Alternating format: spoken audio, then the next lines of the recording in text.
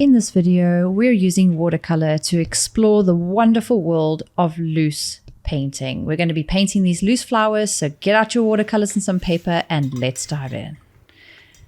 So here is my watercolor palette, some water, your favorite brush, and we're going in with a loose style today. We're going to have some fun. We're just going to go for it, not thinking too much, and we're going to see what we come up with.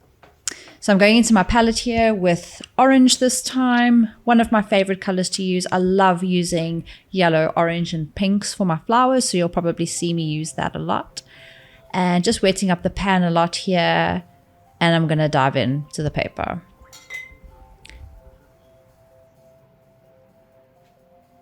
In this video, we're just going to go in loosely and not think too much, because the whole purpose of this exercise is to experience the joy of painting. I end up using a lot of water for this one, which is too much and it blobs and pools, but that was not the purpose here. The purpose was to just feel a little bit free.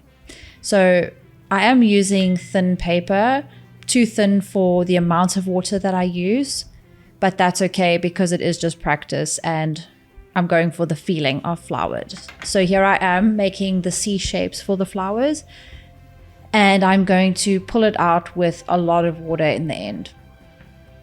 So you'll see here I want to add a little bit of yellow to the mix.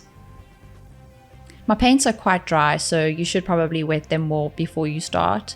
And I'm going onto dry paper.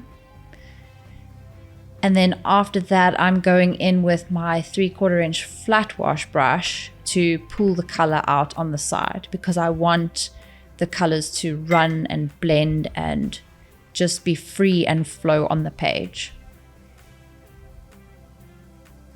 So adding lots of water here, haphazardly going in all over, because that is the exercise today.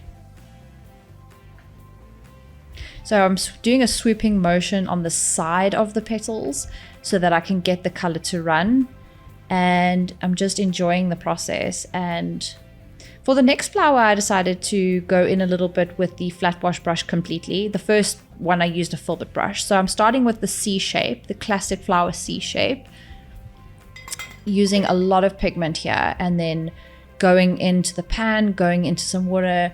Normally you wouldn't be dumping so much water onto your page when working with watercolor, but I wanted the pooling effect and I wanted to see the crazy action of how the pigment flows with the water. It's sort of like sitting on the beach watching the waves go and flow and smash against the rocks. They're just so free. And that is part of this exercise. So here, always with the flowers, one of the best ways to start is to go in with the C shape. You'll see a lot of other artists use this shape because it's the most classic and the easiest to start with.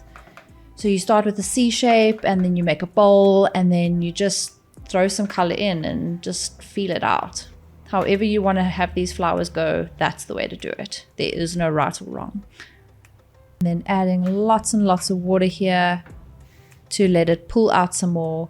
For the leaves, going in with the sap green, adding a bit of viridian, and then adding that bit of color mix to the bottom of my already really wet flowers with the filbert brush, and then just adding in what would seem like the underneath of the flowers where it connects to the flower.